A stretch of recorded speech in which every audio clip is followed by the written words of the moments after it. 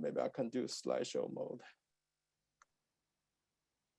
Okay, does it look okay on your screens? No one's complaining, so I assume it's okay. So yes, as you know, we're this week we read Autumn Water. Lin Yutang translated it as Autumn Flood, but really the original Chinese is Autumn Water, flood water, whatever.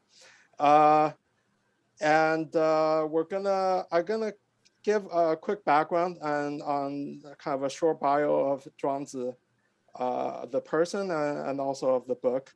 And then I'm actually gonna read the main part of the chapter out loud. It takes about 20 minutes. So, you know, sit back, get comfortable at that time. And then we're gonna open the discussion using the rest of the chapter are comprised anecdotes. So we're gonna use, I think, 3 of those anecdotes as teasers for our discussion. I think that's quite in the spirit of Zhuangzi. I think he tells these anecdotes to instigate discussions. So we'll do it in that spirit. So Zhuangzi, the person. So who was Zhuangzi? Really kind of an enigma. You know, all we know is from one paragraph in the venerable records of the Grand Historian, which is a venerable history book written 2,000 years ago. So his name was Zhuangzi. As you probably know, Zhuangzi, the word zi means teacher or mister. It's just a respectful way of addressing people. So that's why all these Zhou dynasty philosophers were some kind of zi, you know, Kongzi, Zhuangzi, Mengzi, Han Feizi. So his real name is Zhuangzi. Well, his occupation was some kind of a lowly civil servant. It was in the text it's called paint garden clerk. No one really knows what it really means. It's not a common official title. So paint garden could be a place name. So he could be the name of a town and he was like a town clerk or something. Or paint garden could actually be a garden. So maybe he was like a park employee, park ranger, whatever. And he lived about the same time as Mencius, the 4th century BC. So a couple of 100 years after Confucius. And his hometown is called Meng. And on this map here, I have a map of roughly that period. And this red dot labels where we believe Meng is. So it's in central China. And when he was born, this town was part of a small, weak state of Song. But during his lifetime, Song had been taken over by Wei and Chu. So you see in books, sometimes they say, oh, Zhuangzi was this Song person. And then others say he was a Wei person or a Chu person. That's why. They're not inconsistent. It just, this town belonged to different states during different times. And also a reflection of all the warfare that took place. And also the paragraph describing Zhuangzi said that he was a person of vast intellectual breadth, but mainly rooted in Laozi's philosophy. And he wrote 100,000 characters. So therefore, that leads us to the book of Zhuangzi. So the book later on was divided into 3 different parts, you know, somewhat artificial. So there were the inner chapters, the outer chapters, and the miscellaneous chapters. And as far as the authenticity of these chapters, opinions really vary. I just read last night a kind of a table summary of 60 different scholars across history.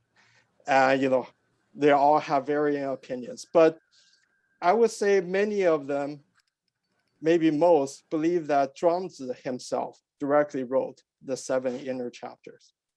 The outer chapters, most believe they were not written by Zhuangzi, but by his students and other Taoist followers. And of these 15 elder chapters, All Than Water is widely regarded, highly regarded as the most important of these elder chapters. And both for its literary value, its very beautiful prose in Chinese, and for its philosophical content. And then there are 11 miscellaneous chapters. This is also, most people agree, not one single person wrote, various authors wrote these chapters. And in the standout is the very last chapter called Under Heaven is very valuable as a historical survey at that time of the different schools of thoughts and philosophy during the Zhou dynasty. And many scholars believe that Zhuangzi wrote it, but that's very controversial. Basically, all these judgments of authenticity are all based on very subjective opinions. So Lin Yutang's, I thought the introduction was quite good, it really reflects the importance and influence of Zhuangzi on the everyday Chinese. So could I have a volunteer, somebody read these two paragraphs?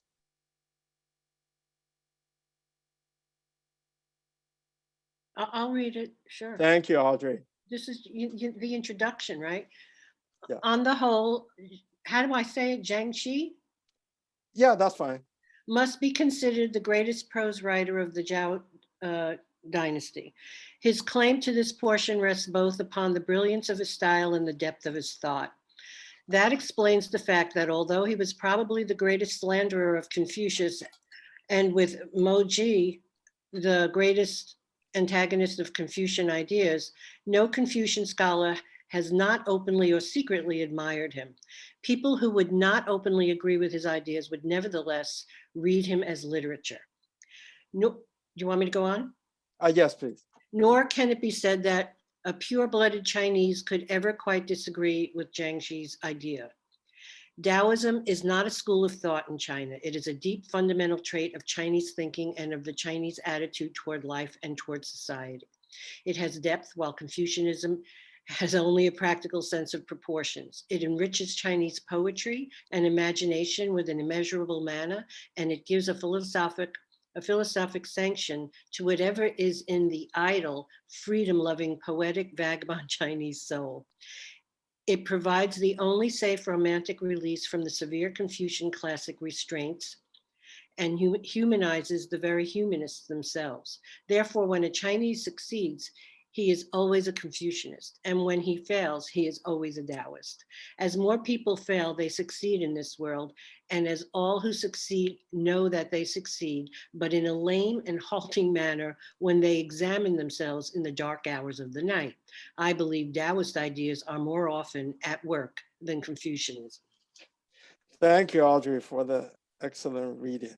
Of course, these things are generalizations and whatnot, but there's a lot of truth in this. You look at throughout history, even the most hardcore Song Dynasty neo-Confucianists, when they write literature, they like to cite Zhuangzi. The influence of Zhuangzi on art, poetry, Chinese literature, and thinking is really, really immense.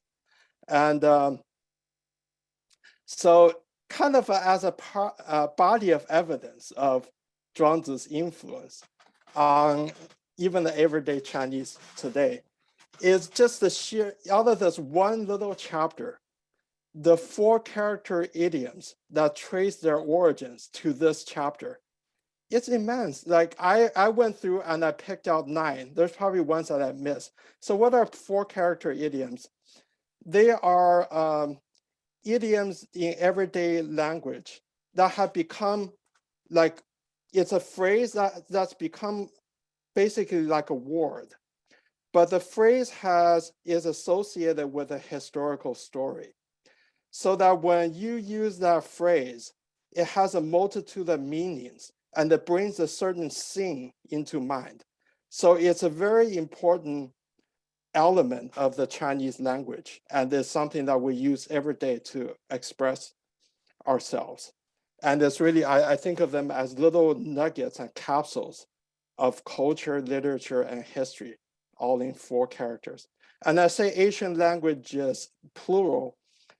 I used to always to only know that they exist in Chinese until in the early 2000s, one of my trips to Japan, I was sitting in the subway train, and on the subway train they have this TV sets, and I looked at the TV sets.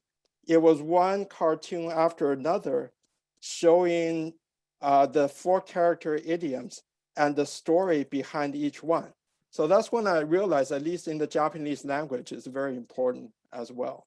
So I don't know about other East Asian languages, but I wouldn't be surprised if they also exist in perhaps Korean and Vietnamese. So these are the 9. Yeah, I think the only Japanese today retain the same shape and character as Chinese. In Korean and Vietnamese, they still have it, but they look completely different. Okay, well, thank you for adding that knowledge.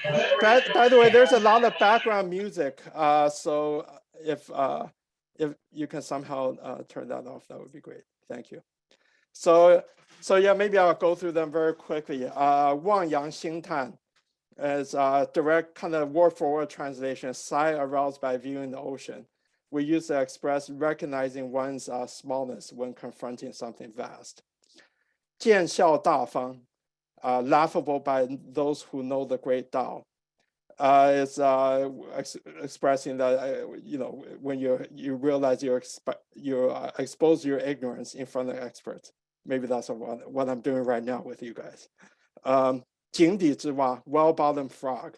So this illustrates a very provincially ignorant person. Someone whose field of view is so small, like the frog at the bottom of a well. 太仓提米, grain of tare seed in a grand granary. So kind of like a drop in the bucket. And 一日千里, 1 day 1,000 li. That's used to describe traveling at very great speed. And 消息盈虚, the waxing and waning of matters. 弦歌不辍, stream music and singing uninterrupted. This comes in from the anecdote in the chapter about Confucius when he was trapped and surrounded. So we use it in everyday language to express continuation of culture and education despite hostile circumstances. 以管窥天, peering heaven with a straw. So having a very narrow and close-minded mindset that cannot appreciate a greater philosophy. 邯郸学步, learning to walk like those in Han-Dan. Han-Dan at that time was known for people's elegance when they walk in their style. So this means clumsy attempts at elegance. So next, I'll just go ahead and read out loud the main part of the chapter, the part between the river and ocean spirits, and then we'll have some discussions. So I'm gonna try to share a different screen now.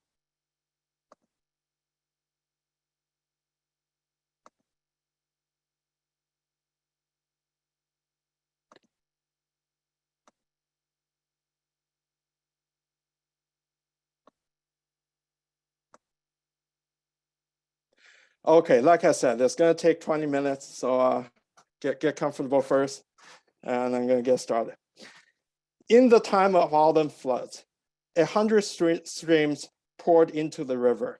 It swelled in its turbid course so that it was impossible to tell the cow from a horse on the opposite banks or on the islets.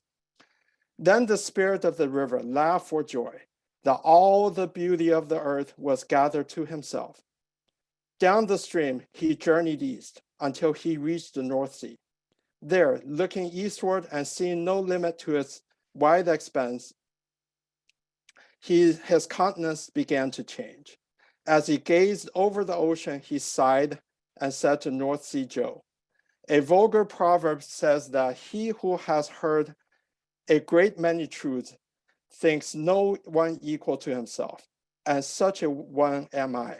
Formerly, when I heard people detracting from the learning of Confucius or underrating the heroism of Bo Yi, I did not believe it. But now that I have looked upon your inexhaustibility, alas for me. Had I not reached your abode, I should have been forever a laughingstock to those of great enlightenment. To this, North Sea Joe, the spirit of the ocean, replied, you cannot speak of ocean to a wild frog, which is limited by his abode. You cannot speak of ice to a summer insect, which is limited by his short life.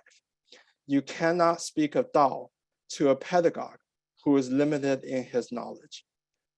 But now that you have emerged from your narrow sphere and have seen the great ocean, you know your own insignificance, and I can speak to you of great principles. There is no body of water beneath the canopy of heaven, which is greater than the ocean. All streams pour into it without cease, yet it does not overflow. It is being continually drained off at the tailgate, yet it is never empty. Spring and autumn bring no change. Floods and droughts are equally unknown, and thus it is immeasurably superior to mere rivers and streams. Yet I have never ventured to boast on this account, for I count myself among the things that take shape from the universe and receive life from the yin and yang, but as a pebble or a small tree on a vast mountain. Only too conscious of my own insignificance, how can I presume to boast of my greatness? Are not the four seas to the universe but like antholes in a marsh? Is not the middle kingdom to the surrounding ocean like a tare seed in a granary? All of the myriad created things, human is but one.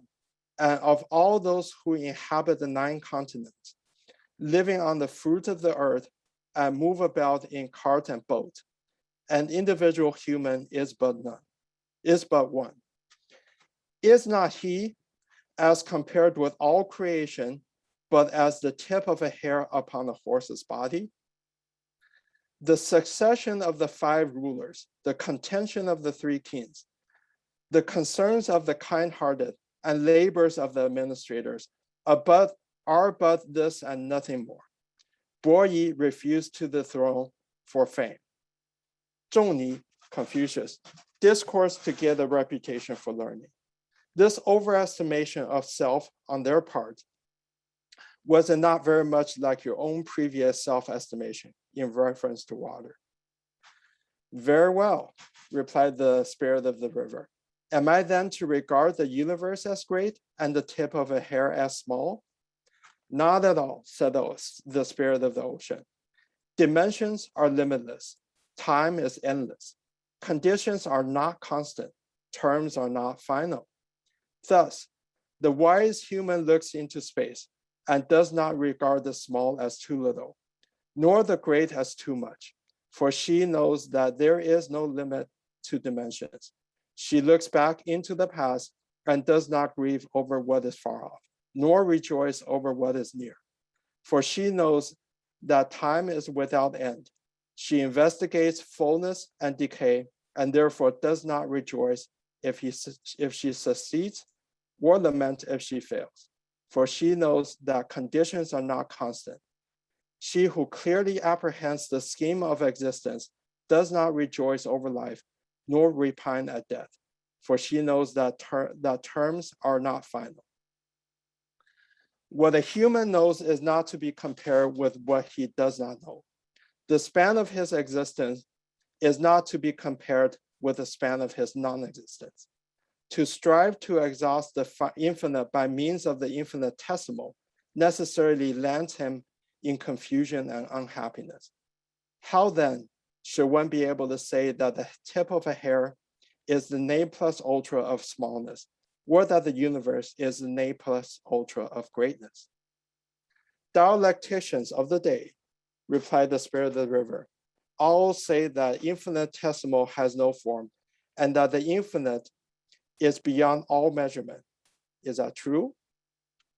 If we look at the great from the standpoint of the small, said the spirit of the ocean, we cannot reach its limit. And if we look at the small from the standpoint of the great, it eludes our sight. The infinitesimal is a subdivision of the small. The colossal is an extension of the great. In this sense, the two fall into different categories. This lies in the nature of circumstances. Now, smallness and greatness presuppose form. That which is without form cannot be divided by numbers, and that which is above measurement cannot be measured. The greatness of anything may be a topic of discussion, and the smallness of anything may be mentally imagined. But that which can neither be a topic of discussion nor imagined mentally cannot be said to have greatness or smallness. Therefore, the truly great human does not injure others and does not credit herself with charity and mercy. She seeks not gain, but does not despise the servants who do. She struggles not for wealth, but does not lay great value on her modesty. She asks for help from no other, but is not proud of her self-reliance. Neither does she despise the greedy. She acts differently from the vulgar crowd, but does not place high value on being different or eccentric. Nor because she acts with the majority does she despise those that flatter a few. The ranks and emoluments of the world are to her no cause for joy. Its punishments and shame, no cause for disgrace. She knows that right and wrong cannot be distinguished, and that great and small cannot be defined. I have heard say, 'tis the person of the Tao. The person of Tao has no concern for reputation. The truly virtuous has no concern for possessions. The truly great human ignores self. This is the height of self-discipline. But how then, asked the spirit of the river, arise the distinctions of high and low, of great and small in the material and immaterial aspects of things? From the point of Tao, replied the spirit of the ocean, there are no such distinctions of high and low. From the point of view of individuals, each holds himself high and holds others low. From the vulgar point of view, high and low, honor and dishonor are something conferred by others. In regard to distinctions, if we say that a thing is great or small by its own standard of great or small, then there is nothing in all creation which is not great, nothing which is not small. To know that the universe is but as a tear seed, and the tip of hair is as big as a mountain, this is the expression of relativity.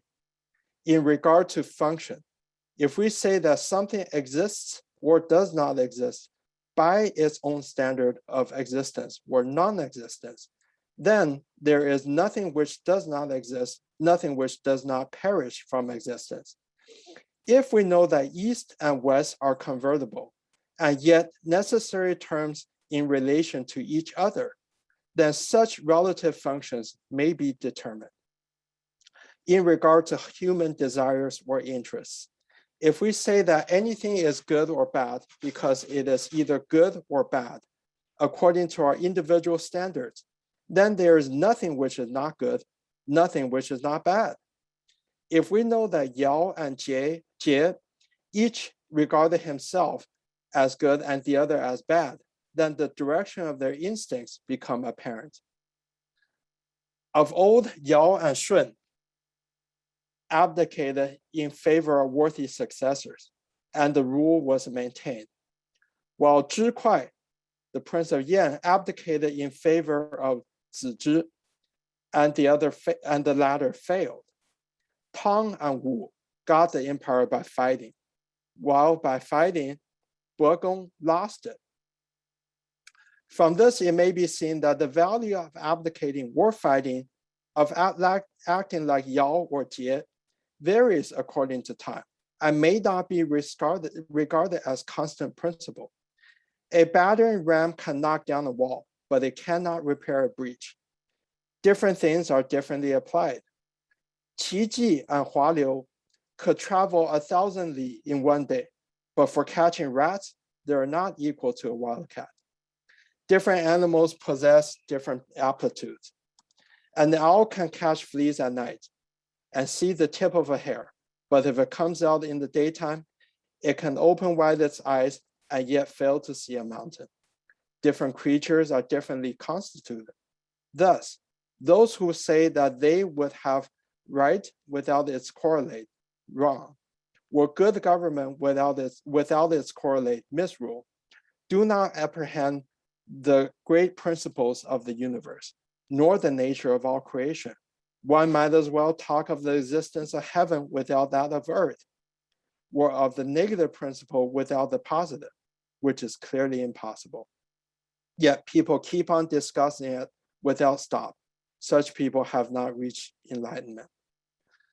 Rulers abdicated under different conditions, and the three dynasties succeeded each other under different conditions. Those who came at the wrong time and went against the tide are called usurpers. Those who came at the right time and fitted in with their age are called defenders of right. Hold your peace, Uncle River. How can you know the distinction of high and low, and of the houses of the great and small? In this case, replied the spirit of the river, what am I to do about declining and accepting, following and abandoning courses of action? From the point of view of Tao, said the spirit of the ocean, how can we call this high and that low? For there is the process of reverse evolution uniting opposites. To follow one absolute course would involve great departure from Tao. What is much? What is little? Be thankful for this gift. To follow a one-sided opinion is to diverge from Tao. Be exalted as the ruler of a state whose administration is impartial. Be at ease as the deity of the earth whose dispensation is impartial. Be expansive, like the point of the compass, boundless without a limit. Embrace all creation, and none shall be more sheltered or helped than another. This is to be without bias, and all things being equal. How can one say which is long and which is short? Tao is without beginning, without end. The material things are born and die, and no credit is taken for their development. Emptiness and fullness alternate, and their relations are not fixed. Past years cannot be recalled. Time cannot be arrested. The succession of growth and decay, of increase and diminution goes in the cycle, each end becoming a new beginning. In this sense, only may we discuss the ways of truth and the principles of the universe. The life of things passes by like a rushing, galloping horse, changing at every turn, at every hour. What should one do? What should one not do? Let the cycle of changes go on by themselves. If this is the case, said the spirit of the river, what is the value of Tao? Those who understand Tao, answered the spirit of the ocean, must necessarily apprehend the eternal principles, and those who apprehend the eternal principles must understand their application. Those who understand their application do not suffer material things to injure them. The person of perfect virtue cannot be burnt by fire, nor drowned by water, nor hurt by the cold of winter or the heat of summer, nor torn by bird or beast. Not that she makes light of these, but that she discriminates between safety and anger, is happy under prosperous and adverse circumstances alike, and cautious in her choice of action, so that none can harm her. Therefore, it has been said that heaven exists within. Human exists out. Virtue exists in heaven. Knowledge of the action of heaven and of human has its basis in the natural, its destination in virtue. Thus, whether moving forward or backwards, whether yielding or asserting, there is always a reversion to the essential and to the ultimate. What do you mean? Inquired the spirit of the river. By heaven and human. Horses and oxen, answered the spirit of the ocean, have 4 feet. That is heavenly. Putting a halter on a horse's head, a string through a bullock's nose, those are human. Therefore, it has been said, do not let the artificial obliterate the natural. Do not let will obliterate destiny. Do not let virtue be sacrificed to fame. Diligently observe these precepts without fail, and thus you will revert to the truth. Okay, so how many are still awake? So as you can tell, I was typing and editing minutes before our meeting, so there's some typos. I want to explain one thing. You may be wondering why I was alternating the he, she pronouns. I didn't really do it to be politically correct, but it's a great frustration of me whenever I translate Chinese into English, because Chinese pronouns are genderless, whereas English is a very gender-specific language.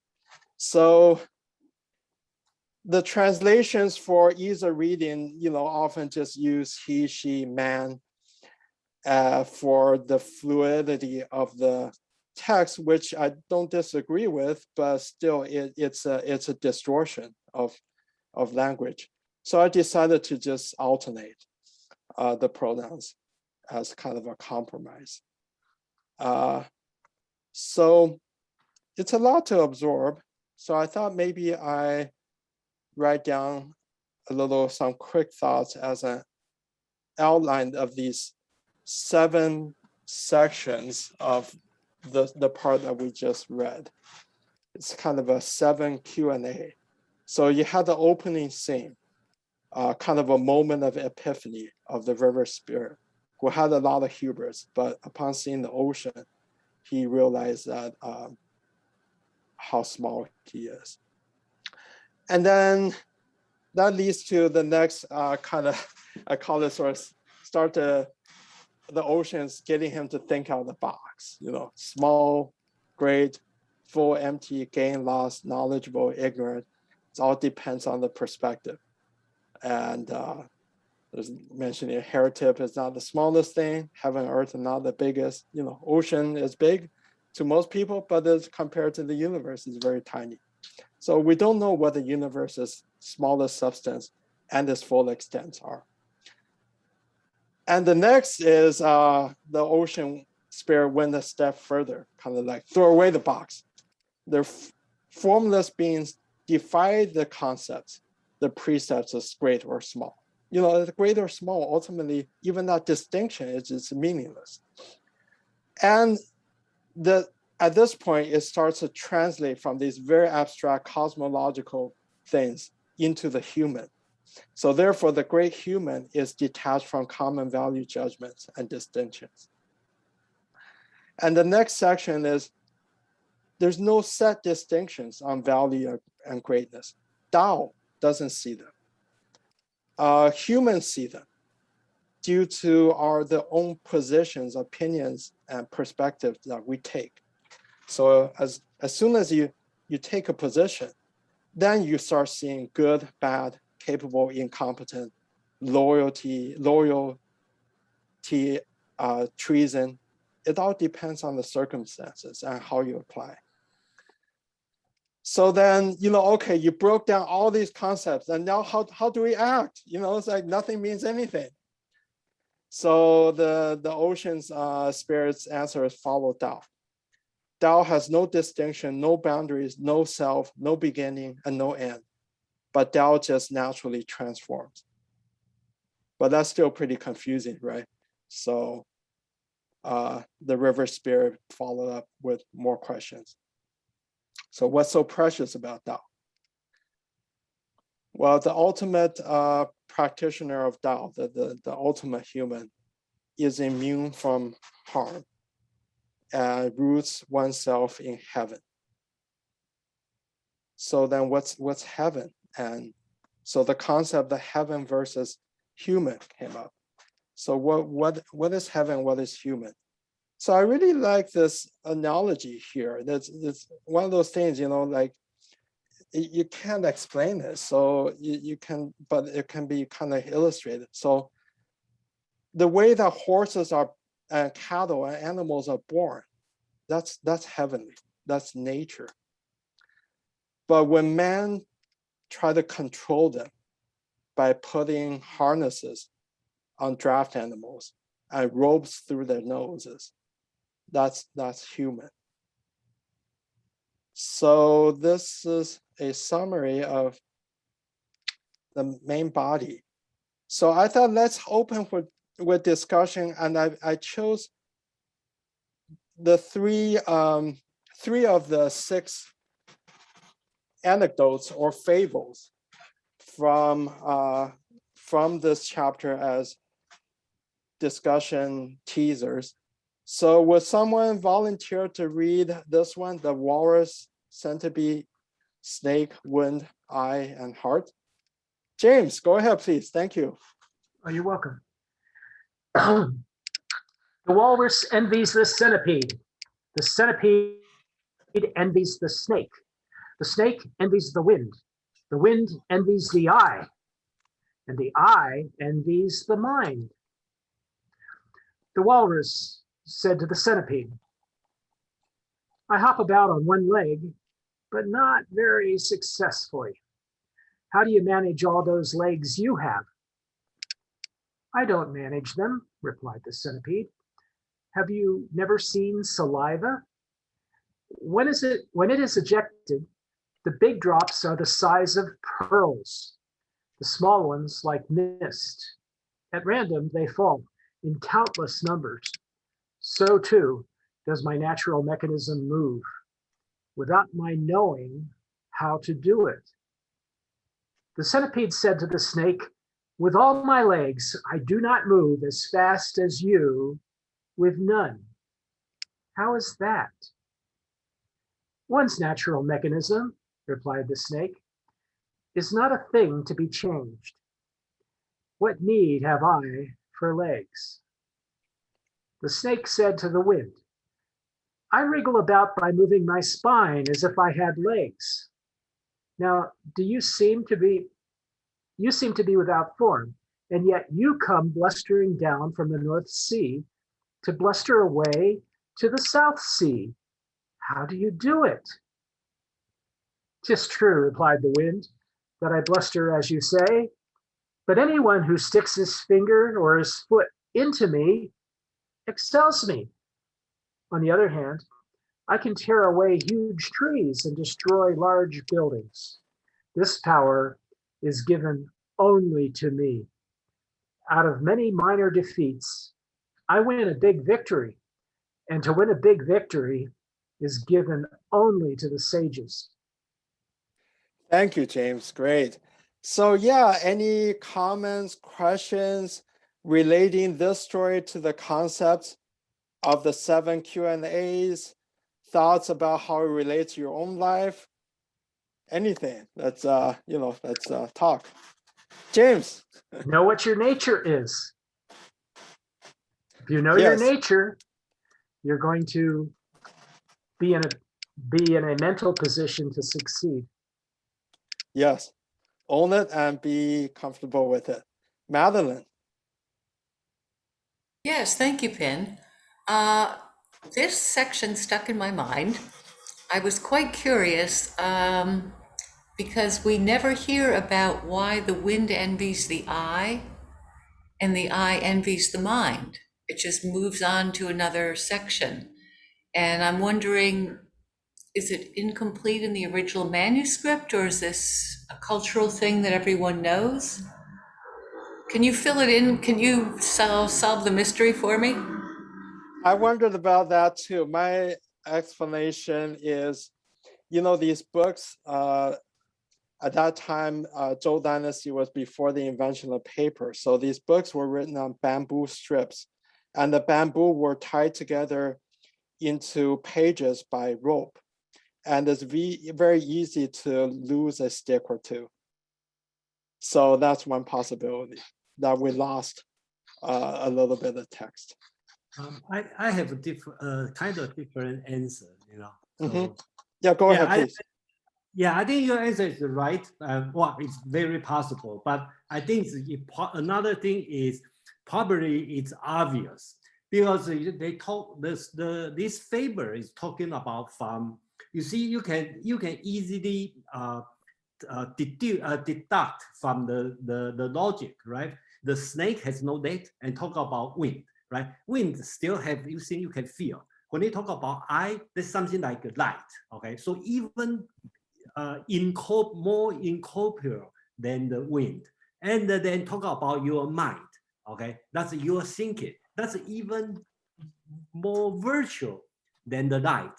So if possible, the original writing has been lost. And another thing we can think about is logically it's go this direction from the centipede to snake who has no leg, then to the wind, eye, which is light, to a mind. That's my idea. Yeah, thank you. Yes, thank you, Jason. I find your answer very valid as well. Yeah. Rich. This is basically repeats Taoism over and over again. Taoism becomes a mantra after a while, but the essence is very easy to understand intellectually, but very difficult to embrace as a feeling in life. So the Taoism is very neutral. It's extremely neutral. The white and black, dark and white, up and down, there is no, and that is really the essence of life. It's very neutral. I mean, it's looking at like an ocean and looking at the waves and choose which wave is best, which wave is better. You can. There are differences for sure. We acknowledge differences, but what we don't have in Taoism is a sense of better or worse. It's very neutral. So keeping that in mind, first of all, for me, while I do embrace that as a large part of my life, I still don't fully embrace it. And the problem is, qualitatively in my life, certain things feel better than others. They actually feel better. So I'm still in my own practice trying to find the intersection of neutrality with a genuine emotion of feeling better or worse about things. So still looking at that.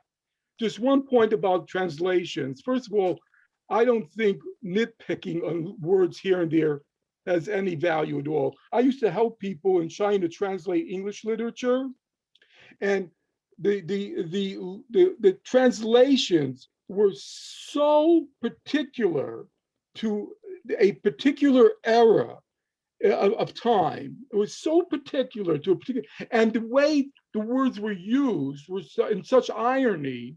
There was no way to translate in Chinese, zero way to capture the essence of what was going on there. So rather than try to look at different words and stuff, you know, it's impossible. I mean, it's just, you just have to try to pick up the meaning.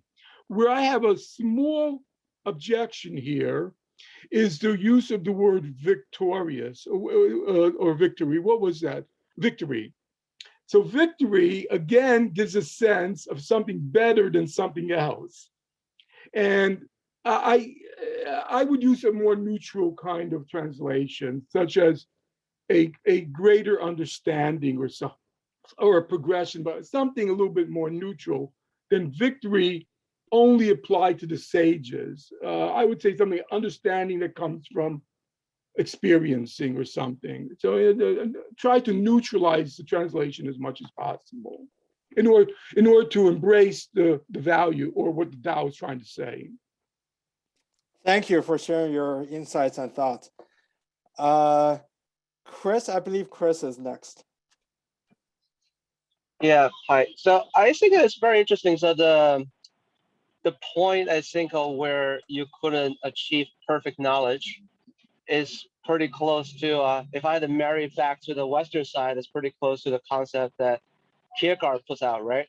It's basically you can never achieve perfect knowledge because to achieve perfect knowledge, you need a reference point. But the instant that you try to understand that reference point, then you need a new reference point, and it just continues on forever. Um, but the point where with the allegory was the toad and the wind, and then where he talked about what's natural, what's artificial.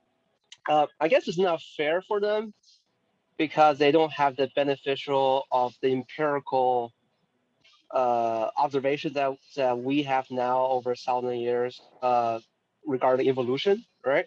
So, for example, the serpents and the snakes used to have feet, right? Through natural adaptation, their feet become smaller and smaller and eventually gets into their body. And at that time, I think only they think that we, as humans, have the ability to adapt our behaviors and adapt the environment's behavior to suit us. But we now know that all the animals can all do that to a certain degree. So how do you classify what's natural and what's artificial? It becomes the statement in time, right? I will say pretty much there's no way to identify that because everything's changing all the time and everything is adapting all the time, aside from just the humans. So the word artificial probably, if he has the benefit of our knowledge today, he probably will word that a little differently, right?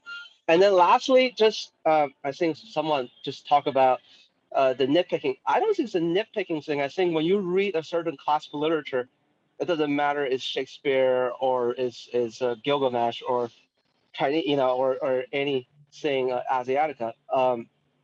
You have to be consistent. So I would say that it's better to say the entire text is she or the entire text is he.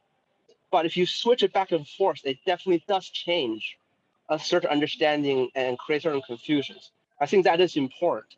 It's not something to be. I'm probably like I'm more anal on this. It's probably not something to be trifled with. You had to probably pick one and stick with it, and not like go back and forth with it. That's just fine. 2 cents. Thank you. Yeah, very interesting thoughts. Yeah, maybe if Zhuangzi were here, he might agree with you that even the distinction of nature and human have to be eventually abandoned. In the very important inner chapter, there's another description of what's heavenly is, and what's earthly is. When the wind blows through the forest, it makes different kinds of sounds.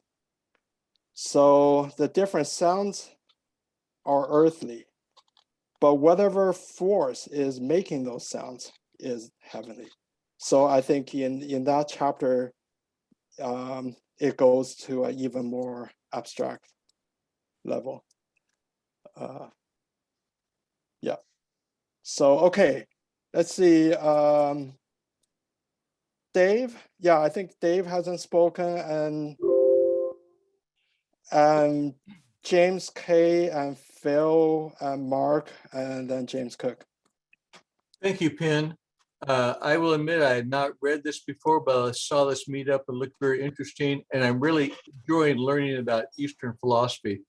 But this page, the point, it seems to me, is that about positives and negatives, that animals have positives and negatives and people have positives and negatives. But the example, the most obvious is a snake. Well, the snake has no legs, but the snake has learned to travel quite well. So people that make the best of their negatives will be successful, but people, as we say, that cry in the darkness do not do well. Anyway, thank you for an enjoyable afternoon. Thank you. Thank you. By the way, I didn't really want to get into discussion about translation. I think there's it's a little specific, but I do want to say one thing. It's don't assume that Zhuangzi had in mind that he was talking about men, because in Zhuangzi's text, there were true people, the true virtuous person, kind of semi-deities that were described as women. So I just want to clarify that. Yeah. Okay. James K. Yeah, I enjoyed the dialogues between the different elements, and that indicates to me that it's kind of a demonstrating a perspectival kind of philosophy. Where where each element, each animal or element has a point of view, right? The other element has a different point of view. So they all have these different point of views from these different elements and animals or creatures, and they all, are correct. So there's no reason for one to envy the other one, but that's their perspective, and it's demonstrating that that's the process of what the Tao is. That it is all about these different perspectives in life in which we have, but none of them is the absolute one. It's an infinite process, and that's consistent with a lot of the process philosophies. Like Heraclitus, Nietzsche has this kind of perspectival process way of thinking of existence, that that it just depends on what is right or wrong, good and evil. It depends on your perspective, and it's all subject to change, and that's what makes it so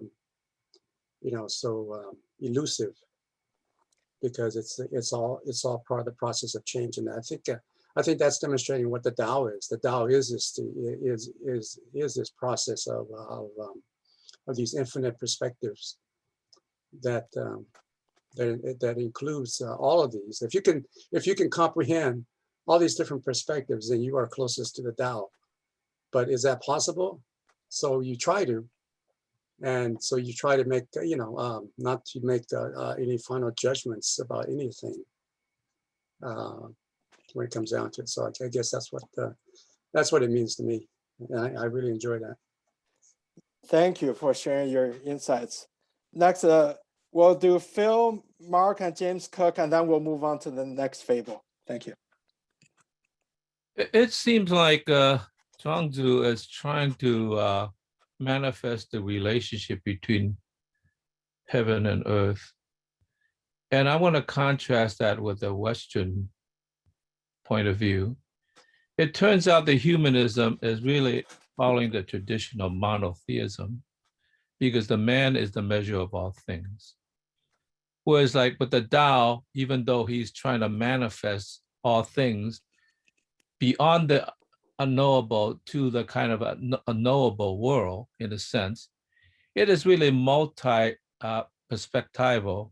So it is really kind of a form of paganism, in which each element manifests a spirit that's distinct from other elements, closer to, let's say, how the Egyptians see that, let's say, the baboon stares at the sun and no one arises, and they worship that, and the snake does what its thing and it manifests that, and the hippopotamus does this thing. So in a sense, they are honoring all these spirits that are, on the one hand, tied to a universal whole, but in a sense, manifesting its earthly relationship to that spirit. So in a funny way, well, I will not say this of Confucianism. That seems like more of a closer to a human perspective. So in a deep analysis, it seems almost as if there's a contrast between a kind of monoculture and a diverse culture.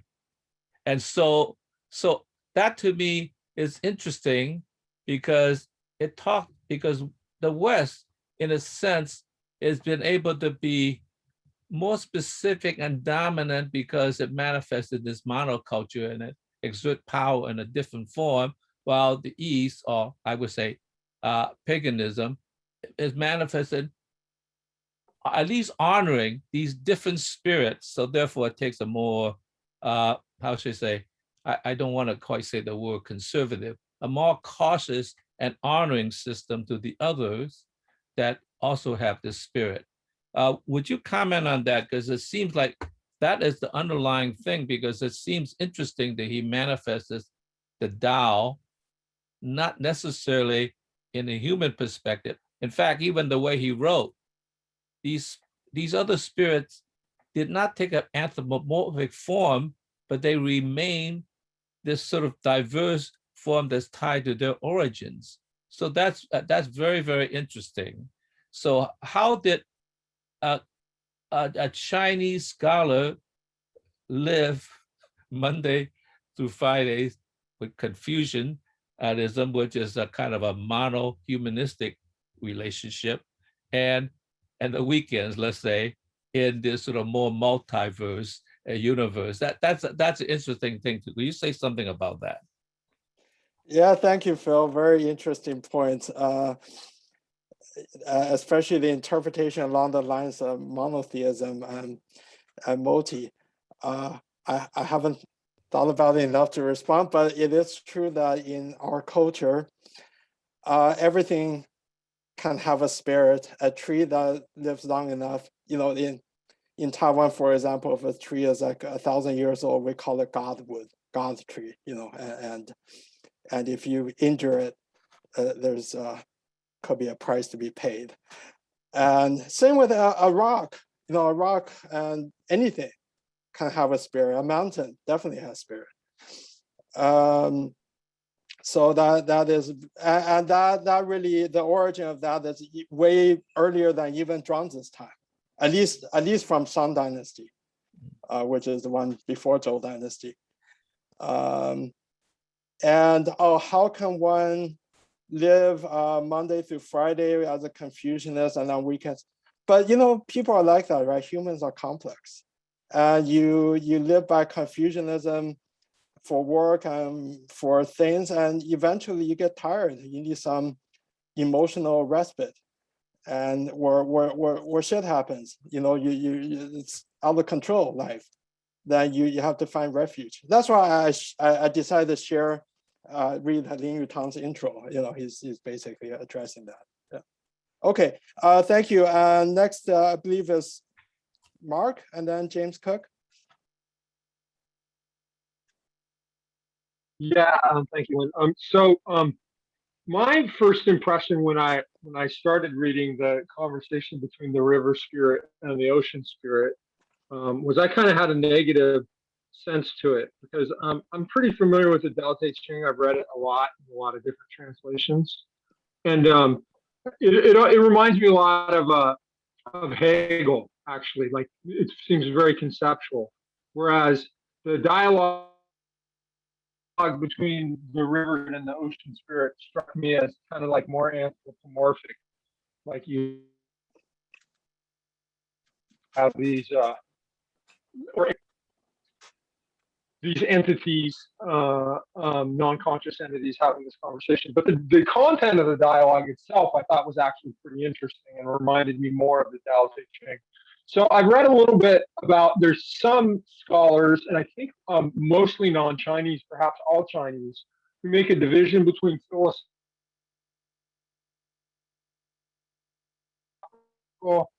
and religion. Noticed, at least to me, reading the Tao Te Ching, that it seemed fairly different to me from this chapter of the Zhuangzi. And I don't know if that is related to that distinction that some people make between philosophical and religious Taoism. And I'm wondering if either you or Jason would like to comment on that. Yeah. So at the time this chapter was written, almost certainly there was no religious Taoism yet. As far as difference from Tao Te Ching, you know, Zhuangzi is inspired by Lao Tzu, but his philosophy is not the same as Lao Tzu. So Zhuangzi, Lao Tzu was still written as kind of a leadership manual in a way. Zhuangzi completely get rid of that. He didn't care about leaders. He just cares about the individual liberation, spiritual liberation. So you're gonna see differences in yeah. Thank you. And James Cook, and then we'll move on to the next fable. Sure. I'll try to go fast. The mind is kind of like my favorite theme, and as usual, but what I noticed here is the idea that we're working with. I like that the idea that we're working with could be working with waves. So that was introduced, and a surfer has fast waves, has larger waves, knows kind of like an intermediate surfer or a expert surfer, knows that the waves are going to progress, and that if he waits a while, he might get a larger wave and be able to do more work with it.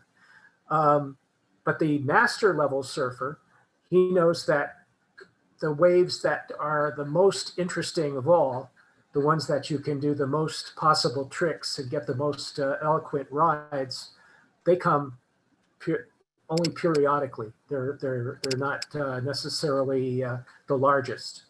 So so that's the idea that the mind is really a part of what humans have to work with in the world. So I mean, I like that metaphor, and I think it goes a little bit farther. It shows like what the mind actually does with the natural mechanisms. And the line that I like the best in the allegory is, "One's natural mechanism," replied the snake, "is not a thing to be changed.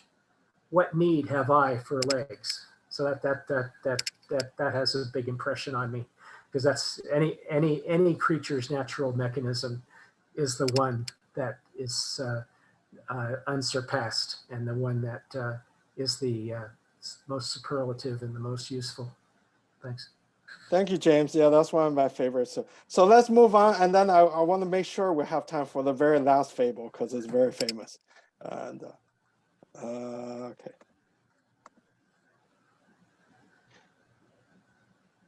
So who wants to read this one? Tortoise in the temple versus tortoise in the mud.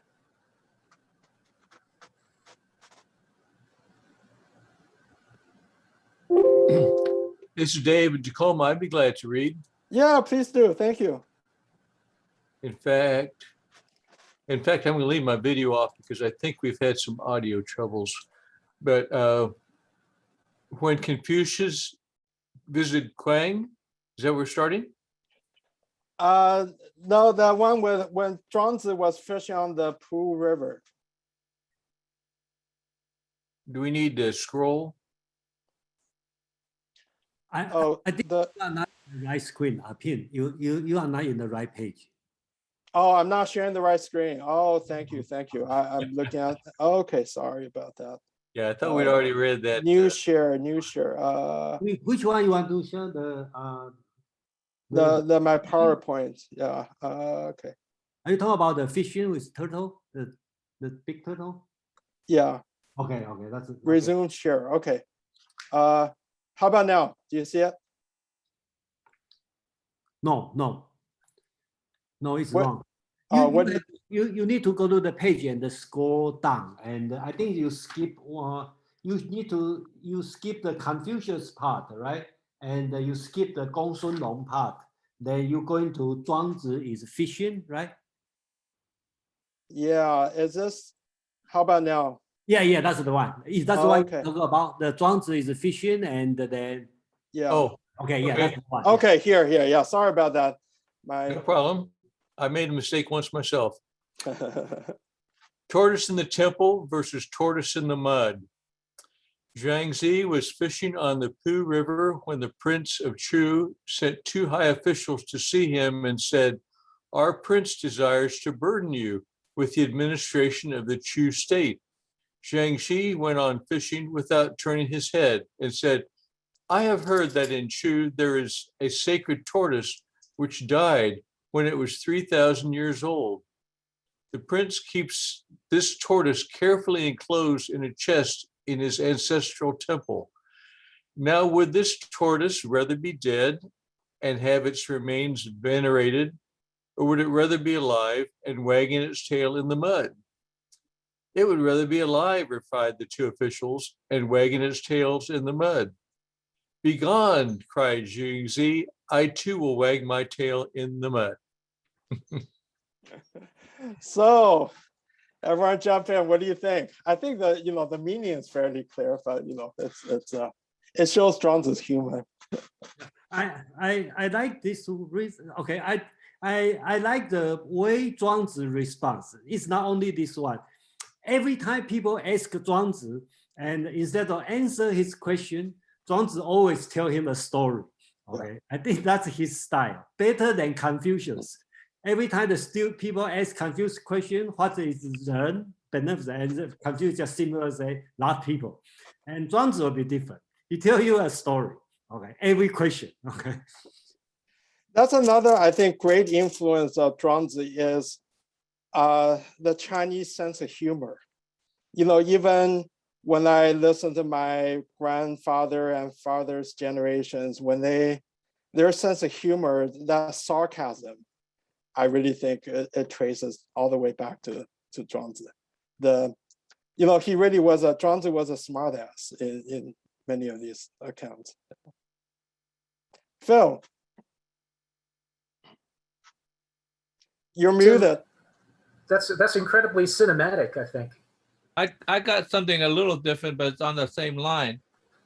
When I read that well, actually, I read something else, but nonetheless, something like this, is that when I realized that it wasn't Taoism itself that inspired Zen Buddhism. It was actually Zhuangzi's writing, because it's almost like his response is almost like a Zen koan. I mean, it's like and that seems to be the essence of something. You look at something and there's a kind of a funny, almost mysterious quality, but answer the question without answering it. So that's very interesting. So that's just my comment, short comment. Thank you. James K. Yeah, I think this one is really interesting because it's just the opposite of what I expected his answer would be. To be like the tortoise who is venerated, right, as a dead tortoise. But then he says, no, well, he'd rather be alive and venerated as a tortoise that's wagging his tail in the mud. So that really, this really grabbed me with this kind of sarcasm. Yeah. Okay, let's move on to the next one. The final one. Wait a minute. Yeah. I want to add something more. Uh-huh. I mean, that's what I mean when he is manifesting the Tao. He's not even in a way talking about the Tao. To be alive is to have the spirit to manifest what the Tao is. So the manifestation is kind of important. To be dead, I guess you could be virtuous in the way that it lived a long time, it really absorbed the Tao, but it no longer had the spirit. So it's important. Living is important, a quality of the spirit manifesting itself. Thank you, Phil. Okay, who wants to read the happy fish argument? I'll just preface that this one is, at least my generation, we will learn in like 3rd grade or 2nd grade. I have to, one of the few things that we had to memorize. Even though nobody, including the teacher, understood what it meant, but we all had to memorize. Jason. I think P is in the elite education. I'm from the countryside. We don't read this one at all. Like in the elite education, so in the 3rd grade, he already memorized it. So yeah, who wants to volunteer?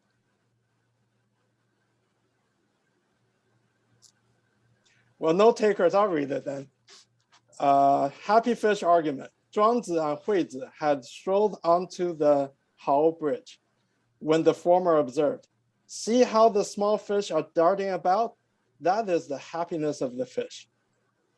You not being a fish yourself, said Huizi, how can you know the happiness of the fish? And you not being I, retorted Zhuangzi, how can you know that I do not know? If I not being you cannot know what you know, urged Huizi, it follows that you, not being the fish, surely cannot know the happiness of the fish. Let us go back to your original question, said Zhuangzi. You asked me how I knew the happiness of the fish. Your very question shows that you knew that I knew. I knew it from my own feelings on this bridge. Actually, the original text said, I knew it from the bridge. Oh, interesting. So any interpretations? James Cook. Yeah, and I then think Kevin. To me, it looks a little bit rhetorical. But I like that twist you just put on it, that the text reads, I knew it from the bridge. So, but because that's kind of like more to I learned it from nature, kind of. I learned it from a sage. The bridge could be regarded as a kind of a natural pantheistic sage. You know, and then essentially the question asks, you know, what is your sagacity? In other words, how did you come to the sagacity of knowing fish happiness? And then and the argument is, I don't know fish happiness because of my human sagacity, with my human sagacity, so that's how I know you don't know. And then the reply is, the question, how do you know, shows that you knew that I knew. So it's rhetorical. So I just feel that there's another rhetorical answer. There's a repetition. There's another cycle of questioning that's missing. You know, and so, but somebody probably has a better answer than I do. But to me, this this is kind of like an exposure of the nature of rhetoric. What is the nature of sagacity? What is the sagacity of knowing the happiness of fish? Because that came up in somebody's conversation this week. I don't know if it was a preview to this meeting or not, but you know, how do you know when a fish is happy? And I thought my immediate answer is that a fish is happy when its mouth is open, about to gobble another fish. So that's when you know a fish is happy. But I was like, really, that was my vulgar opinion. So, and I'm really interested in what other people have to say. Thank you. Kevin, and I saw Madeline raise her hand, but I don't see it anymore. But Kevin, go ahead.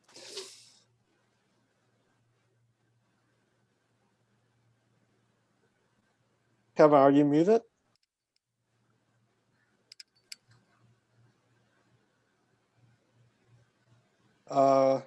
We don't hear Kevin, so let's move on to, I don't know who.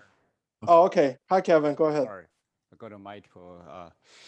Yes, this is one of my favorite fable. It's very practical. Even let's see, I'm going to read the second paragraph is so key. I would say, if you are not a face, how do you know I don't know the happiness of the face? That's about judge. One word is judgment. We judge a lot ourselves based on knowledge, based on experience. So here's you could say maybe a paradox, but however, it's so practical. We said, okay, I think you like it. Like I send you a gift, especially this man sent the gift to the lady. Now you thought, oh, it's good. Actually, it's not. So I love this one. It's one of the best. Thank you. Thank you, Kevin. Let's see who's. Jason, do you know who's next? I don't know. You know, you can put me in queue. I like to talk about this one. But let's go. Oh, Rich hasn't. We haven't heard from Rich for a Rich. while. Yeah. Rich and Chris, then Phil, Mark. I think that's the order. Okay. Okay. Go ahead, Rich. So here's one where I really wish I could have more understanding of the translation because it's a bit enigmatic. So I'll take it on face value here that in a very subtle way, the questioner here is asking, how do you know? So the question implies that he feels that Chuangtse knows something that he doesn't know. And so there's the implication. And I'm willing to, now, even though I can't say I felt fish, or maybe I did. I used to have 2 fish, and I did have some sort of kind of a emotional feeling with them. And I remember they used to look at me when I came by and I would talk and they would kind of sit there listening. So maybe there is something that in my experience that actually would lend itself to this particular saying. So basically the question here is, seeing as happiness is an internal emotion of the mind, of the universe, then yeah, I find it reasonable to suggest that there could be some sort of connection between the fish and Chuangtse, that he could actually feel the happiness. And the saying from the bridge, I mean really the bridge, the connection between him and the universe, and universe simply, and the fish being simply another extension, or you have an ocean and you have within the ocean things, and those things are connected to the ocean.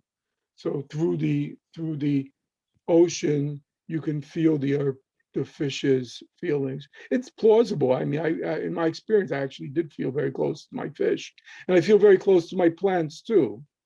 And my plants actually bloom for me. My sansevieria, who people said they never seen a sansevieria bloom, because I sent photos of it, bloomed twice for me. And I do really love it. And I saw it as an indication or an acknowledgement that I felt my love. So it's possible, yeah. Thank you, Rich. Yes. And I'm going to go out of order a little bit, get people who haven't spoken first dib. So Ginny, please.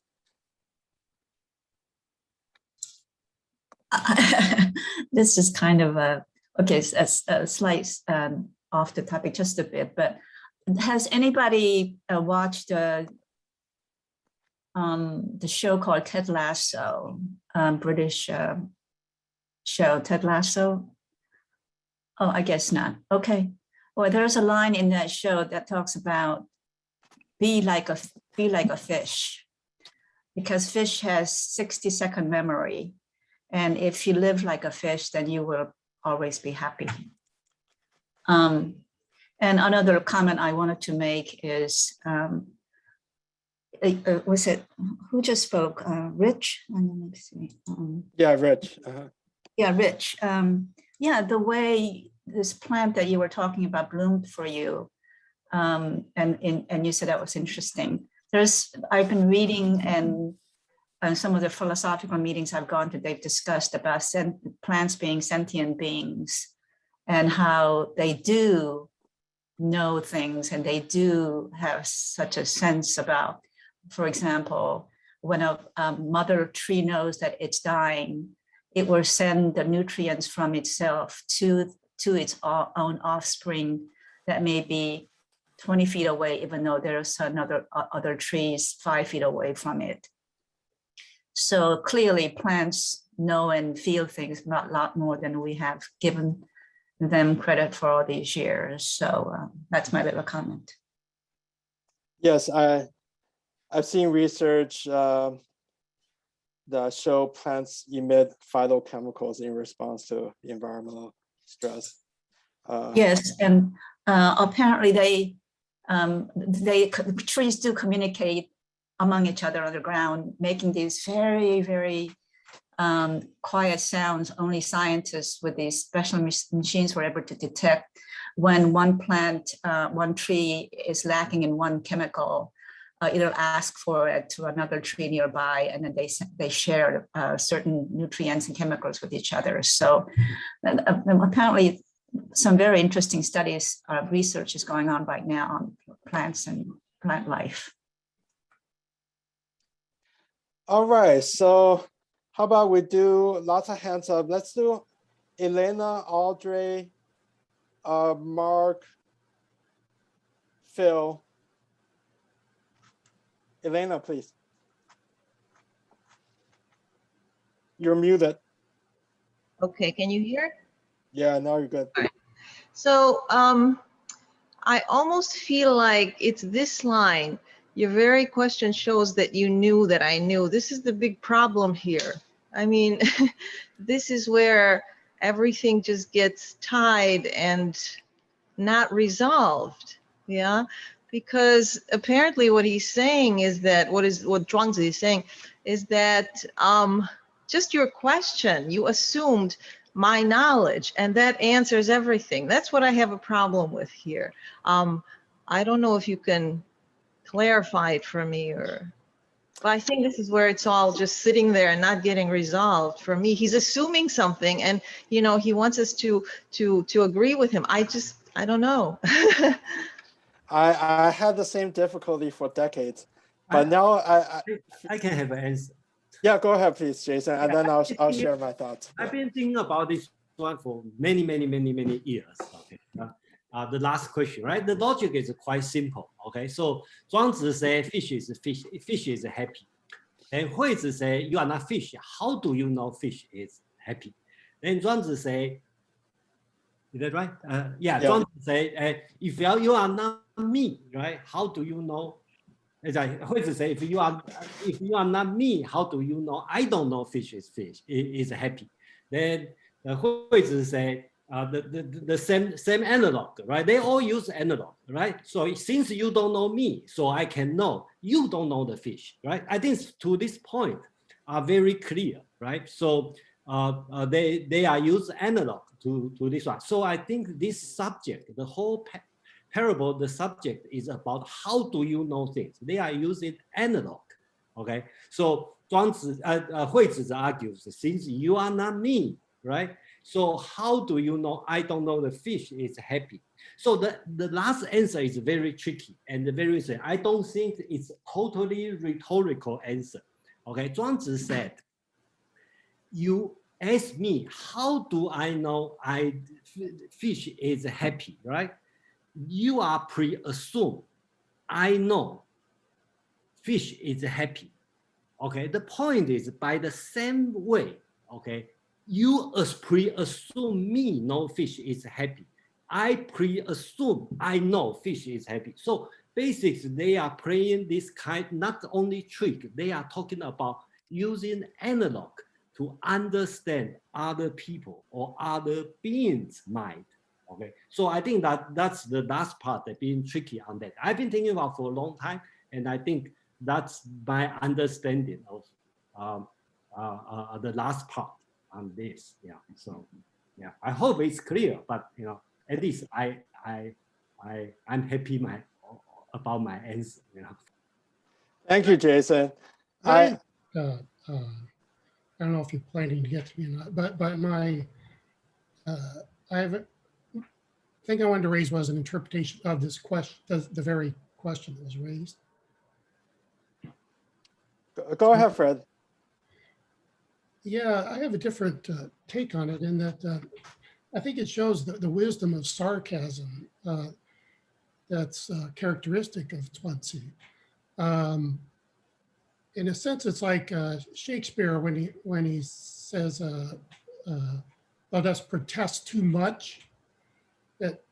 that I think the presumption is that what Chuangtse is thinking is, how dare you, Zhuangzi, say that? Because I don't know the happiness of the fish, and you think you do, and I take umbrage at that. But the very fact that Chuangzi takes it so seriously indicates that there is perhaps a niggling suspicion that maybe Zhuangzi does know the happiness of fish, and I don't, and I resent that. So it's a kind of a subtle sarcastic response. In other words, if Chuangzi simply knew that Zhuangzi did not know the happiness of fish, he'd probably let it go at that. Oh, there he goes. That's kind of a silly observation. He'd keep it to himself. But the fact that he becomes contentious leads to a suspicion that he knows something that I don't. That's why he makes such a big deal out of it.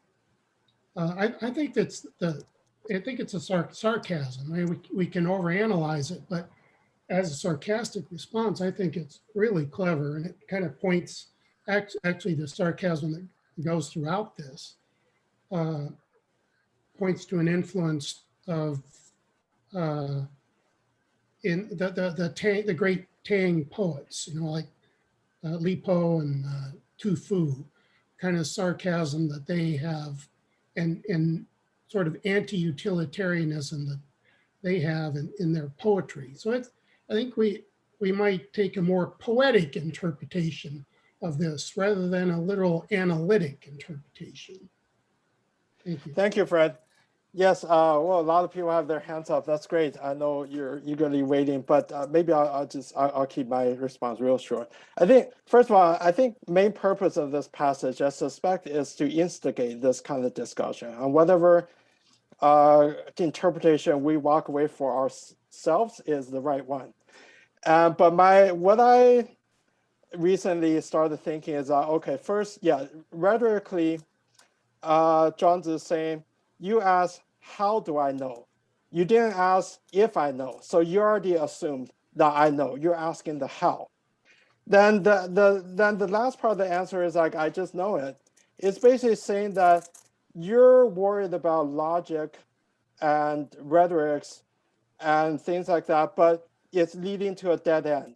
Because first we have to talk about what's the meaning of a fish being happy, and how do I know, and this or that. But what's important in life is that my state of mind, Zhuangzi's state of mind, I feel happy and I feel like the fish is happy.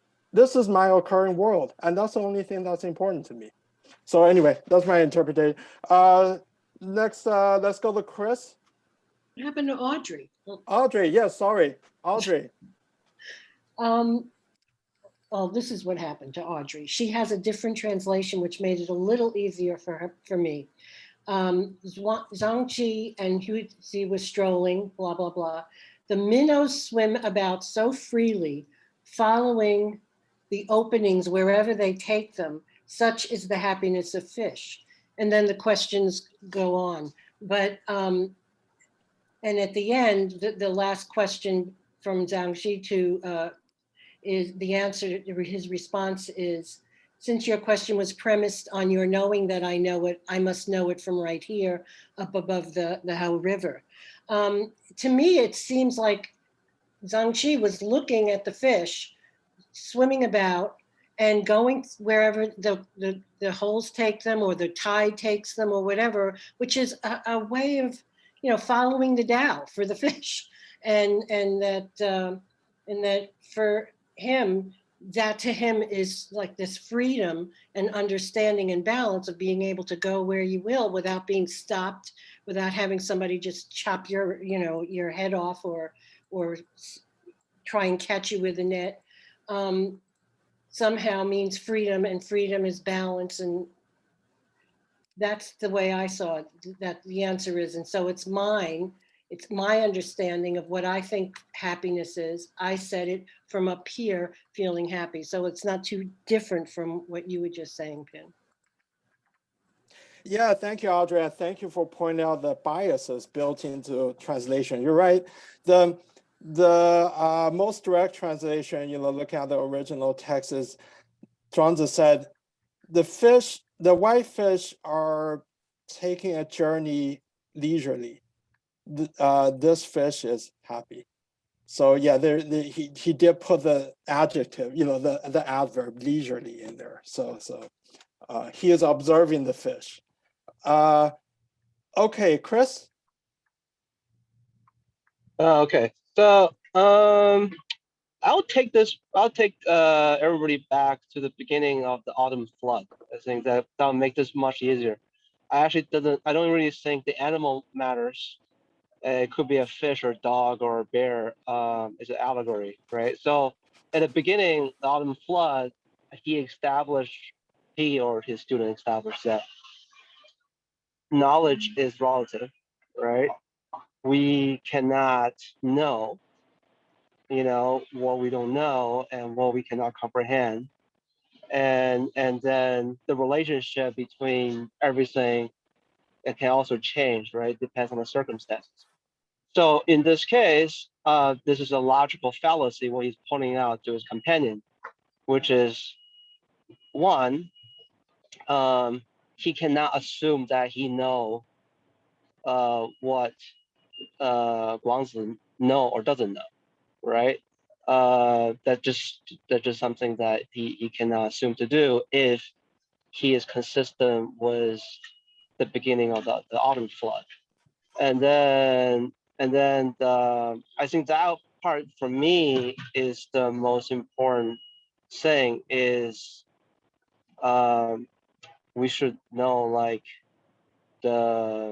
there's a certain limitation to our deductive reasoning, right? He is just simply pointing out the absurdness of how powerful we think we are in terms of being able to apply deductive reasoning to everything, even when we have established that we cannot acquire perfect knowledge and perfect understanding. Yeah. Yeah, thank you, Chris. Yeah, I feel the same way. In a way, it's kind of like Zhuangzi saying to Huizi, oh, you're so rigid, I just feel, who cares what. Anyway, so Mark. Yeah. Can you hear me okay? Yes. Yeah, I have a question for Jason, and then I'd like to make a comment. Jason, did you grow up in the mainland? No, I grew up in Taiwan. Okay, so I'm curious about whether like Pin said that he was exposed to this in third grade. I was curious about if the attitude towards Zhuangzi in specific would be different in the mainland. So to me, this argument, I think this is an incredibly succinct and powerful argument. To me, this is a debate between science and faith, and to me, Huizi wins this argument hands down, and Zhuangzi resorts to a sophism to defend his point. So Zhuangzi is doing something which basically all religious ideas are based on. He's projecting his own consciousness into an external phenomena and assuming that because it looks to him like this phenomena, if he was behaving that way, he would be feeling that way, then he's projecting those feelings onto that phenomena. I'd say that's kind of the basis of all religious sentiment. Now, the sophism is that he says, you asked me how I knew the happiness of the fish. Your very question shows that you knew that I knew. So he's saying that the question presumed the happiness, but he himself said, and you not being I, retorted Zhuangzi, how can you know that I do not know? So he himself is asserting that Huizi's question is presuming that he does not know. Huizi's question is polite. Rather than saying, how could you know the happiness of the fish? He says, how can you know? That doesn't mean Huizi is presuming that he knows, because Chuangtse himself says, how can you know that I do not know? Huizi didn't say that he didn't know. And so Zhuangzi knows that from the question, Huizi believes that he doesn't know. So Zhuangzi is refuting his own argument when he says, your very question presumes that, because he himself stated that he thought that he didn't know the happiness of the fish. So anyways, I'm all with Huizi. I'm wondering if anybody has any comment on that interpretation. I really like this argument, by the way. I think this is very powerful. Yeah, thank you. I certainly read from a rhetoric point of view, it looked like Zhuangzi was being cornered. I felt he was being cornered, and then he found this kind of a clever way out. But it's, yeah, I agree with you, Mark. Chris, go ahead, please. No, just answer his question very quickly. So in mainland China, Taoism is definitely not part of the curriculum in primary and high schools. You can get it now as the elective, okay, but it's not in the core. So if you think of something in the U.S., we had a Common Core. This is definitely not in the Common Core. And the attitude of the communist government toward Taoism is ambivalent, and really, and this is because it doesn't help you govern. Okay, the Chinese government is very, very friendly with the Confucianism thoughts, because they are very helpful with how keep people in line and in the administration. But Taoism does not, especially with story like this. You read story like this, you probably promote more anarchism than collectivism. So it's not banned, but it's not promoted. Thank you very much, Chris, for that clarification. So as far as Confucianism being the common core, around what time did that happen? Because during Mao's time, right, it was very, very anti-Confucianist. No, Mao hates it. Mao hated it. Actually, Mao was a big fan of Zhuangzi, of legalism that we covered a couple of weeks back, right? That's the only one he liked. But starting in Deng Xiaoping's time, I think the last 6 years of Deng Xiaoping's time, and then it really ramped up in the last 10 years with Xi Jinping, because they found that Confucianism rings really well, not only internally with, as a, a bulwark against the influence of Western religions, because there's a lot of Western religions flowing in since they opened the country, was the expansion of Catholicism and Muslim to a smaller extent. They want to have something that counters that. And two is that it allows them to open a lot of these, what they call Confucius Institutes in other countries, in the university especially, right? Where they can actually go to a very, very accredited university with like Oxford and University of Sydney, and then open up, a department of this type of institute, and really start influencing the people in those countries and how they think about, the political and the culture thoughts, right, that they want people to get a sense of. So that's really been one of the big promotions they have. It's kind of like if you think about the whole, what I call strategic expansion in terms of thought, the thought expansion that Christianity and Islam have done over the last 600 years, right? Xi Jinping is trying to do a little bit reverse of that, and trying to kind of plant the seeds in other countries as well. That's why it's really being well promoted right now. Thank you, Chris. Anyway, we're way off topic. Yeah. I think Phil has been waiting for a long time, so let's go to Phil. Yeah, I really like the answer quite a lot. And to me, it has multi perspective, multi things.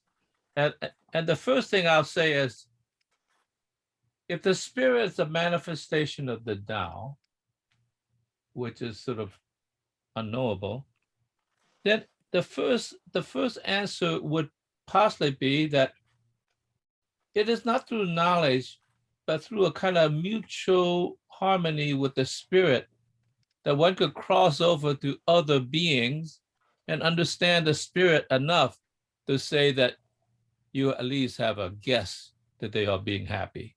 So it got nothing to do with knowledge. It has to do with the spirit, which he already talked about in the previous ones, okay, with the river.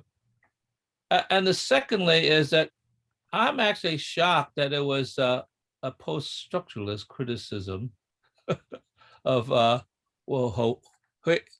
Hui-Tzu, because he was saying that your question presumes that you are logical, but in fact you are trapped in a structure. And because if I engage with you in this structure, then we will be caught in a whirlpool of misunderstanding about what the meaning truly is, because you pinpointed it to the limitation of knowledge. And this has nothing to do with knowledge, it has to do with spirit, okay? And third of all, I thought of Dada, like give a non sequitur answer and be kind of like Zen, right? Like it seems to make sense, but it doesn't make sense. It's sort of like the thing is over. So the multi-pronged approach, I think, renders it kind of absolutely null, because like you certainly don't want to caught in a whirlwind of a whirlpool that sucks you down to nowhere, you know? And so that's what logic does. And he said that's not the place to look for it. Okay, I think James Cook's been waiting a long time. Well, that's nice of you. I'm unmuted too this time. I just want to, try to merge different answers. Jason said it was there's this element of inference from one kind of thing to another. You can infer happiness, you can infer, which I think Audrey answered, that there's this note in different translations. If you look at different translations, you see evidence of happiness in the dialogue being offered. So it's not as mysterious as if there's no evidence. And then there's this kind of, and other people have said the spirit of, so what is the spirit of the fish? Maybe one spirit can intuit, since there's a universality of spirit, maybe one spirit can intuit aspects of spirit, commonalities of spirit from other spirits.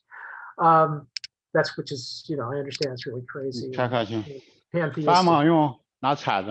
Okay, somebody's got a phone call going. Sorry, Chris, maybe it's you, Chris. Anyway, I think it's Kevin. Kevin. Anyway, yeah, and then I just wanted to mention this one word that occurred to me when Fred was talking, and that's the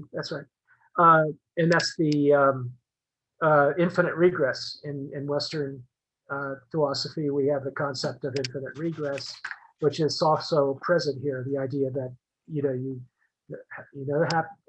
happiness when I see it. It's also this idea that, well, when I see it, it's already criticized. There's this idea that we already know so many things. We're all powerful, and no one can really question us. And then when questions occur, we're a little bit awkward. And then the infinite regress. I knew it because I knew it. I knew it because you knew it. And so on and so forth. So the idea of infinite regress, which comes up in religious conversations sometimes, also occurs here. Great, thank you. So we have 5 minutes left. With apologies to people with hands up a long time. Well, I'll stay on after, but I wanted to give 2 people who haven't spoken yet and have their hands up. One is G.A. Beck, G-A-B-E-C, and the other one is Joe. So yeah, go ahead, please. And then the others who have their hands up will go into overtime, all right? Yeah.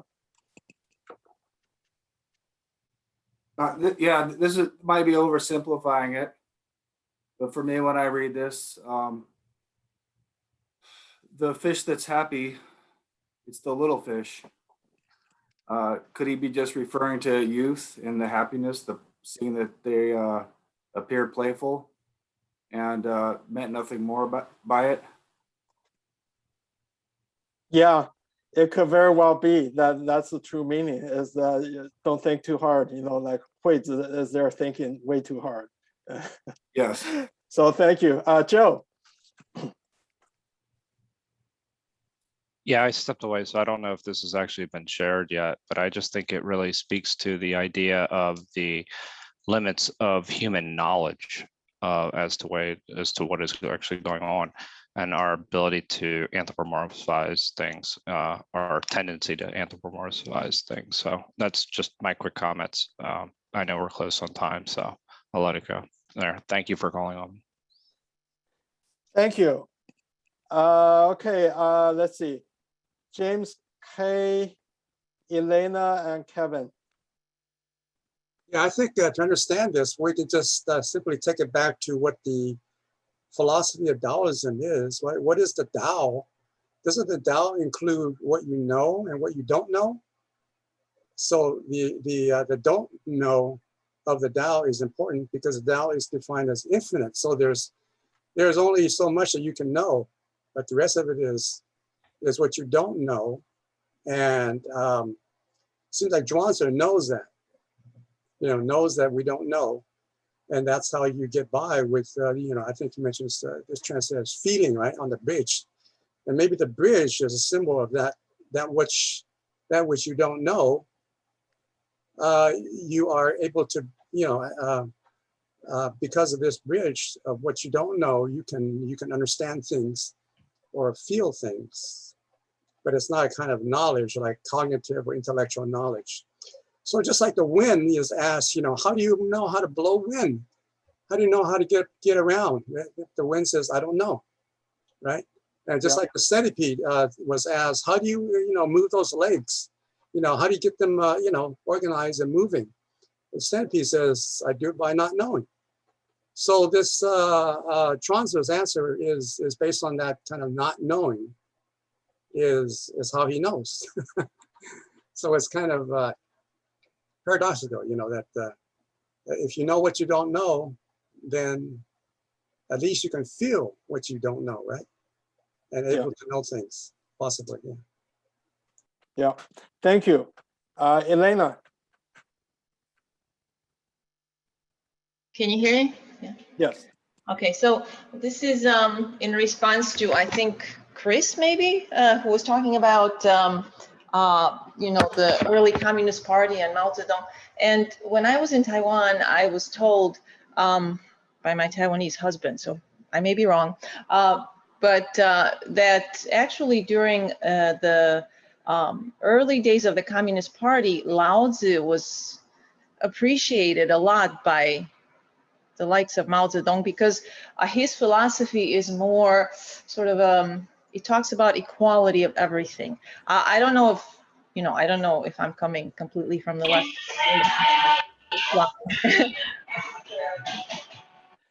Well, if you're talking about the really early days of communism in China, Mao Zedong actually was not the leader. It was Chen Duxiu. And Chen Duxiu was a well-known university professor, very academic. So I could see that Chen Duxiu probably could be an avid, Taoist philosopher lover. Mao, I can see him using that to take down communism because that was enemy number one. After he's done that, he probably didn't have any more use for Taoism. So I don't know, just my own. I don't know. The quick answers, I don't know, but maybe Chris knows.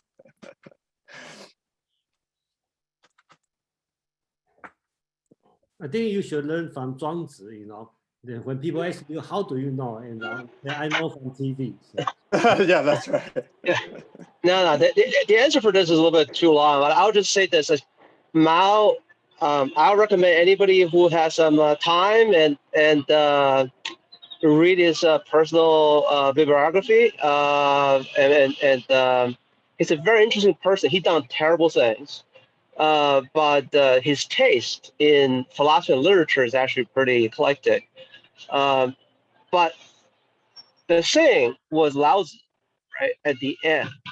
And this is not just limited to Mao. This is actually, you can trace it back to all the different dynasties that we have in China, apart for the last the last 1,200 years. Nobody have, like, say, adapted Laozi's philosophy as their central governing philosophy, because it's impossible. He's talking about, like, nothing is like very, very concrete, and then you should treat everything as water. And it's very difficult to govern that way.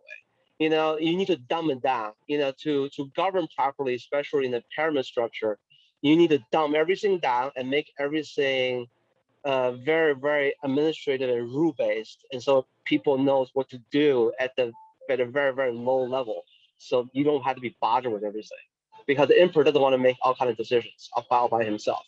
So you can have, I think a lot of people have at the leader level have an appreciation for Laozi's philosophy, but you can't use it. It's unusable. That's the problem. So yeah, I'll just stop there. Thank you, Chris. I totally agree. If you look at Mao Zedong as a person, as an intellect, he was very eclectic. He's full of paradoxes. He, took tortures the landlords, but he's himself is from a landlord family. He was extremely interested in all traditional classics. He was an avid brush calligrapher. He read the Chinese history books Zizhi Tongjian and the novel Hong Lou Meng about aristocratic families. Those were his. He loved those books. So yeah, as an intellect, he really, he got into everything. He was interested in a lot of things. And his own profession, before he became a revolutionary, he was a teacher at an all-girls high school. I think it was teaching Chinese literature and history. So anyway, people are complicated. Okay, Kevin and then Phil. You hear me? Yes. Okay. Thank you. You talk, obviously it's a long student chat about, let's see, the mainland of China and 1970, I would say